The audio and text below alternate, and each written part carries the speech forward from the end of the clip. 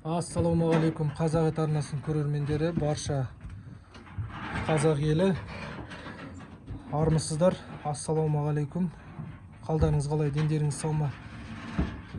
Бүгін сентябрь айының 3-і, қыркүйек айының 3-і, сағаты 12:30, 12:30. Бүгін сіздерден айып етпеңіздер деп сұрайым, кешірім сұрайым, өйткені алдын ала видео түсіріп жатырмын. Осы сентябрь айы полный видео салмайым. Осы видеоны Құдай қаласа, Алла амандығын берсе, октябрьдің 3 күні салам. Бір ай өткеннен кейін соған түсіріп дайындап қоям. Содан кейін октябрьдің 3 күні видео түсіріп, тайыншалардың өзгерістерін көретін боласыздар. Енді қазір күнде видео сала берсем, өзгеріс болмай, қызықсыз болып кетеді. Сондықтан сіздерге де қызықты болу үшін, қызықтыру үшін, маған да қызықты болу үшін солай істеуге шешім қабылдадым. Бүгіннен бастап помой отход алатын болам. Кешке енді праздниктар болды, нелер болды, сонымен енді бүгіннен бастап алатын болдым. Бұны біздің қара құнажын тайыншамыз. Каждый жеке-жеке түсіре кетейін. Омыртынан бел омыртқасы, жамбасы, жалпақ омыртқасы бәрі жақсы, қабырғасы бәрі көрініп тұр, мойны бәрі жіңішке. Енді бұл келгендегіден, бордаққа қойғандағыдан бастап күйі жақсы. Өйткені бұл жаз бойы тұрды, енді жаз бойы шыбын болды, не болды, жем дұрыс жей алмады, жем де аз болды, қымбат болғандықтан. Сондықтан осы сентябрьдің 3-індегі күйі осы міне. Саны бәрі кіріп тұр, саны жұқа. Көк тайыншамызда солай, саны бәрі кіріп, жамбас сүйектері, омыртқа сүйектері бәрі көрініп тұр, мойны бәрі жіңішке. Міне көрсеңіздер, шүкір, қолдарыңызды кесесіздер. Сондықтан осындай жағдай, бұқамызды тұрғызайын. Бұқамыздың да күйі сондай, міне көрдіңіздер ме? Саны бәрі кіріңкіреген, арқасы үшкір, қол кесуге болады. Ендігі жағдайын октябрьдің қазан айының 3 күні көретін боласыздар. Сол күнге аман есен жетуді нәсіп етсін. Мына тайыншаларымызда күйлері арықтау, сандар енді жаман емес. Бір айдағы нәтижесін бірге көретін боламыз. Олар енді кірген кезде өте арық болатын. Мен анау усиленный отход бердім ғой, жем бердім ғой, жақсы көтерілді, тамаша көтерілді. Енді әрмен қаратай көтерілгенін сол сентябрьдің 3 күні көретін, октябрьдің 3 күні көретін боласыздар. Міне тибет аяқтары сол бет байланып тұр, шешкен жоқпын, бұйыртса шешу керек. Ерініп жүріп, ешқандай қажамайды, мешайттары жоқ. Құдай қаласа шешетін боламыз. Міне мынауымызда сауылып жүрді ғой, бұны саумай кеттік. Күйі бәрі жақсарып, өзгеріп қалды. Саны бәрі жіңішке, міне көріп тұрсыздар ма? Қазан айының 3-іне дейін бір айдың ішінде өзгеру керек. Бұларды мен барлықтарына ивермек еккен болатынмын. Ивермектерін ектім. Енді мыналар енді жайлаудан келген малдар, сандары плотный, жемге толық үйренді. Жемнен қайтқан жоқ, өйткені бұл отход помойдан да бұйыртса қайтпайтын болады. Өйткені арпа емес, бидай емес, жүректерін айнытатын. Сол енді Алла амандығын берсе, Құдай қалап бәрі жақсы болса көретін боласыздар. Мынау құнажын дегенде толық 2-ге шыққан тайынша ғой. Жаз бойы 1,5 жасар болып жүріп, күзде туған, ерте туған тайыншалар. Бұл енді сиеміз. Бұның дәл қазірдік салмағы, Алла амандығын берсе, 130 килограмм салмақ бар бұл тайыншада. Одан асып кетпесе. Амандық болса, күзді күні бұның барлығы соғында сойылар. Өзіміздің туысқандарға, көрші-қолаң, жақын жора жолдастар, Алла қаласа. Қазір қанша айтқанмен жаз айын бітіп, күз айы басталған ай, соғымды қатты ойлай қоймайды. Октябрьда ортасында сол кезде соғым біздің басталған кезде сол кісілерге дайындап жатқаным. Енді ол кісілер алмаса да магазин бар, базар бар дегендей, Құдай қаласа өткізетін боламыз. Енді мына қара құнажынымыздың салмағы қазіргі күнге 110 килограмм, 115 килограммдай жобалатады. Мына көк тайыншамыз енді бәлендемей қояйын. 90 килограмм шамасында бар. 90 килограмм. Ал бұқамызда білмеймін, енді айта алмаймын. Бұл бұқа білетін болсаңыздар, менің каналымды көріп жүрген болсаңыздар, былтыр августтың 1-інде, августтың 10-ында, яғни 10-ында мен бір бұқа кіргізген болатынмын. 10-ында ғой деймін, шатаспасам, иә. Қызыл бұқа, эксперимент бұқа деп.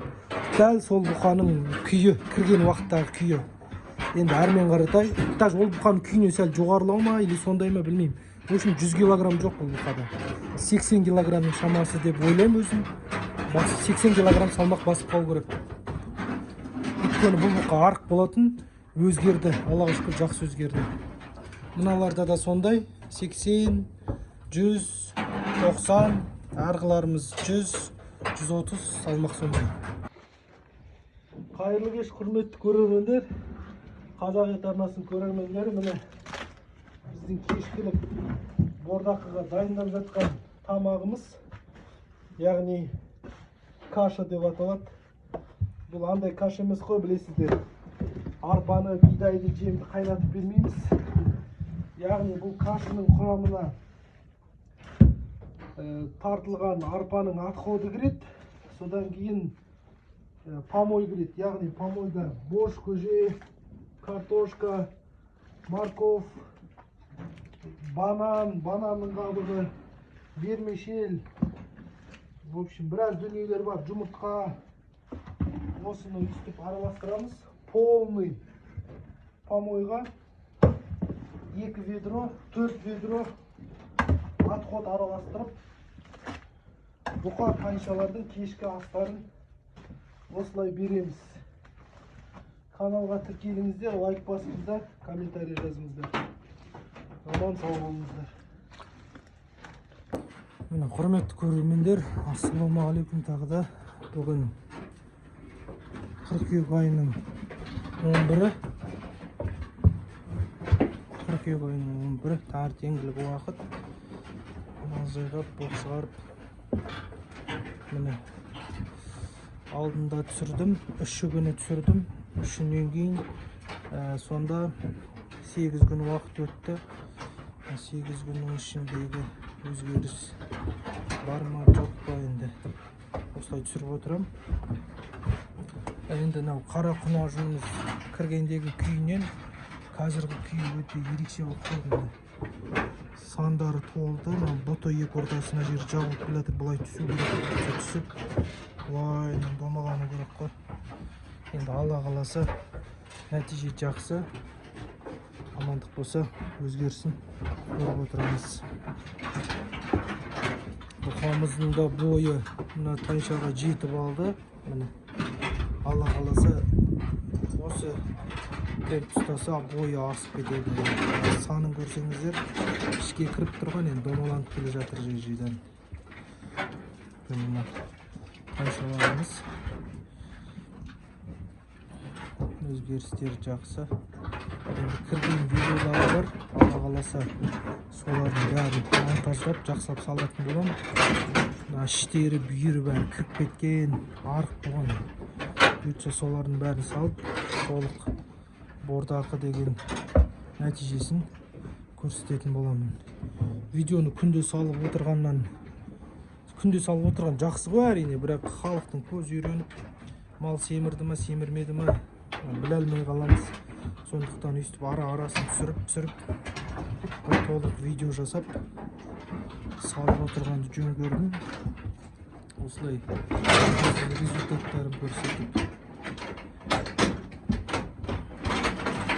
Семіргеннен жемге таласады. Мына екеуі бір астаудан жем жейді. Өйткені екі мал бір-бірінен қызғанып, таласып, тармасып астауды жеп қояды. Қазіргіге 15 литрлік па, сондай 15 литрлік па, әлде 10 литрлік па, сондай ведромен бір ведродан отход жеп тұрады. Өзгерістер осындай, даладан келген малдар семіруі жақсы болып жатыр. Бұқалар таза континентал. Бұйыртса бұны да өзгерісін көретін боламыз. Бұған да жеке видео түсіретін шығармын, егер өтіп кетпесе. дәуруға болады ғой. Міне подсос. Міне сиырлардың тайшалардың сандары осылай болу керек қой. Ума жағы, бұт жағы бар, салаттар домаланып жақсы болу керек қой. Мынау да подсос. Ірі подсос бұл. Алдындағы менің кетіп қалған ақбастарыммен бірдей, бірақ енді арқасы кішкене олардікіндей жалпақтау емес, бұйыртса жалпақ болады. Құнажынымыз. Көрсеңіздер, бүйір бәрі шығып тұр, саны бәрі толып, жалпайып, реттеліп келе жатыр. Бұның барлығы бір мезгіл помой мен отход араласқан жем жейді. Сосын таңертеңгілік кешке помой мен отход араластырылған жем жейді. Содан кейін таңертеңгілік таза отход жейді. Енді амандық болса, бұйыртса дробилкаға заказ бердім. Дробилкамды обзорын түсіретін болдым. Бұйыртса дробилка осы біріншісінде дайын болу керек. Аламанды берсе бидай аламыз, отход соны дробит ететін боламыз. Бұйыртса дробит етіп тамақтарына қосып беретін боламыз. Оны байқасаңыздар, міне бұлттары анау көрдіңіздер ме? Әнен силикон арпалар жүр. Отход көрдіңіздер ме? Бұлар қалай кіреді, солай шығып кетеді. Ешқандай толқы жоқ, және малға да ешқандай пайда бермейді. Сондықтан әр малға дұрыстап дробит етіп берген дұрыс. Мынада да сондай көрдіңіздер ме? Силикон арпалар жүр. Бұл малды семіртпейді. Тек ұсақтары ғана малға сенімді болып, әрмен қаратай малдың семіруіне кедергі жасайтын болады. Сондықтан дробилка алып, бұйыртса отход бидай алып, соны дробит етіп тайшаларға беретін боламыз. Аламандығын берсе. Осы қорада екі бас бұзау тұр. Енді подсос деп айта алмаймын, подсос емес, бірақ жем жеген осыған дейін. Қазірде болдаққа қойып қойдым. Соларды да түсіріп, результатын көрсететін боламыз.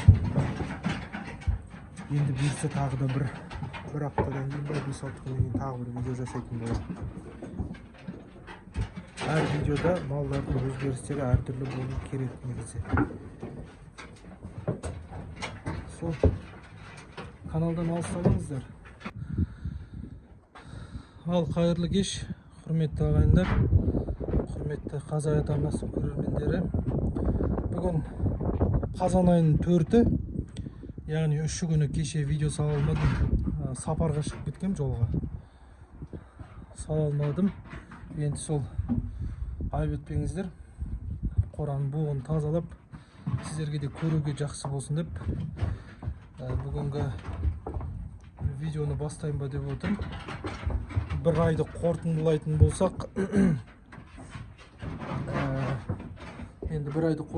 болсақ, міне тайшаларымыз бір ай бұрын қандай болды, қазір қандай видеодан көретін боламыз.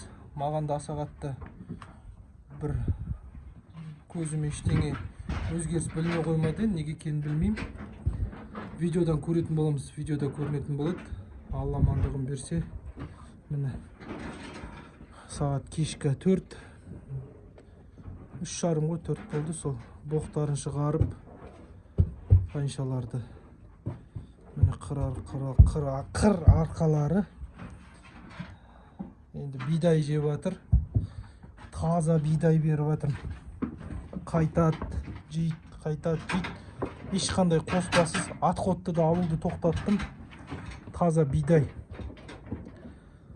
Яғни бидай малды семіртеді, етін тығыз қылады. Таразыда ауыр басуының септігін тигізеді. Мен жазды күні алып қойған әулиекөл тайшамды алып келдім. Жақсы, даланың малы ғой. Жалпақ, бұзауламаған, 1,5 жасар. Міне 2 жасар, 2-ден асты. Бойлары барлығы шамалас, жаман емес енді. Өзгерістері сіздерге видеодан көрінетін болады. Қалай екені. Дегенмен әлі бір айдың көлемінде ұстау керек сияқты. Әлі бір айдың көлемінде өзгерту керек сияқты. Яғни ұрғашы малдардың өзгеруі бір бұқаныкіндей бола қоймайды екен негізі. Бірақ енді бұл дала малы емес, бұл бордақы. Іштері даланыкіндей шығып тұрмайды. Таразыға тартқан кезде өте бөлек салмақ көрсетуі мүмкін. Енді бұйырғанын көре жатармыз. Мынау бұқалар, яғни 8 бас ұрғашы құнажын тайшалар, 7 бас еркек торпақ бұқалар. Енді 1,5 жасар жоқ бұл жерде. Менде яғни 1 жасар арғы шеттегі. Содан кейін мынау негізі 1 жасар ғой, бірақ кішкентай. А мынау бұзау, арғы қорадағы екеуі бұзау. Мына шетті жаптық. Ана видеода түсірдім ба, түсірмедім ба, ұмытып қалдым ғой. Түсірдім, сол видеода түсірдім. Міне біздің отсос, бұл яғни 1,5 жасар сияқты. Денесі ірі, жалпақ. Солай. Енді қазіргі жайғап жатқан, беріп жатқан жем ол таза бидай беріп жатырмын. Сосын бір мезгіл шөп беріп жатырмын. Яғни ол кешке болады, кейде таңертең болады. Жайғағаныма қарай ғой. Астауы бос. Ана екеуінің астауында, яғни не қалған? Астатық, отход қалған. Қызылша мен бидай араластырылған. Соны жеп тауысып жатыр. Осы енді ағайындар. Бүгін бұйыртса кешке қаратай видеоны жақсылап өңдеп салатын болам. Толық 1 айдағы нәтижелері. 1 ай видео салған жоқпын. Яғни сол 1 айдың ішінде күнделікті түсіріп, қосып бір видео жасайын деп шешім қабылдап осылай түсіріп отқан жағдайымыз ғой. Енді айып етпейсіздер. Енді әрмен қаратай видео шығарып отыратын боламын. Амандық болса. Мынау Симментал. Өзгеріс тұфай жаман емес. Әкесі де, шешесі де Симментал.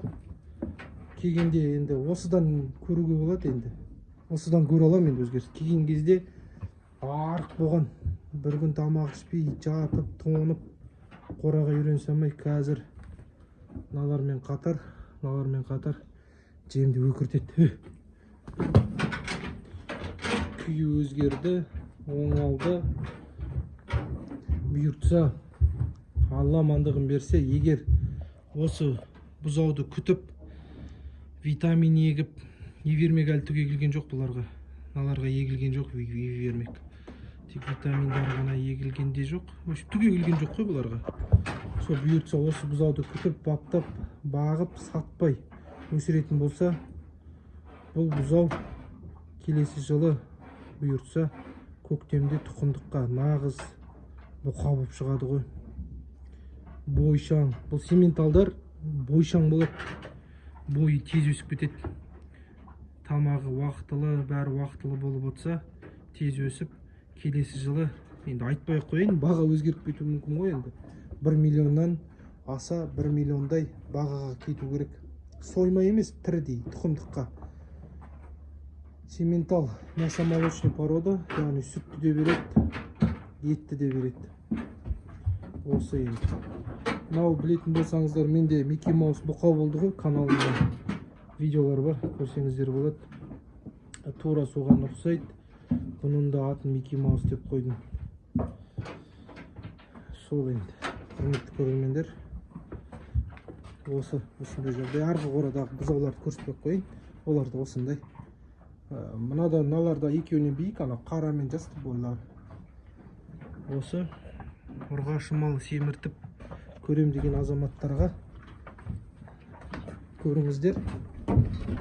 Жақсы бойшаң іріле ұрғаш қойсаңыздар, өзгерістері жақсы болады.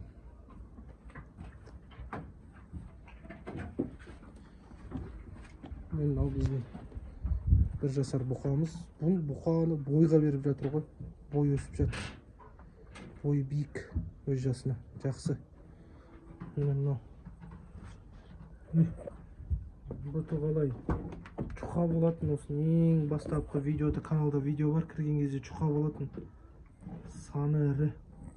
Енді бұл қарада менің өзімнің жеке ойым бағып отқан шамалап 135-140 килограмм ет бар бұда. Солай бассын деп тілейміз, өйткені бойшаң, артық саны толып келе жатыр. Жаман емес енді. Алла қаласа салмақтарын соя көреміз ғой. Барлығын тірідей сатып жатырмын негізі. Егер тірідей өтіп кетпесе, Алла қаласа сойылады ғой. Қара, көк, алғашлардың барлығы сойылады. Яғни күздікке, соғымға алам деген азаматтарға сойып береміз. Болмаса базарға өткізетін боламыз. Бұлардың еттері әппақ болады. Өйткені бұлар бордақыда тұр, дала емес. Сондықтан өтімі де жақсы болады иншалла. Келесі видеода кездескенше күн жақсы болсын. Еліміз аман, жұртымыз тыныш болсын. Аман болыңыздар. Қазақ елі, қазақ ет арнасының көрермендері.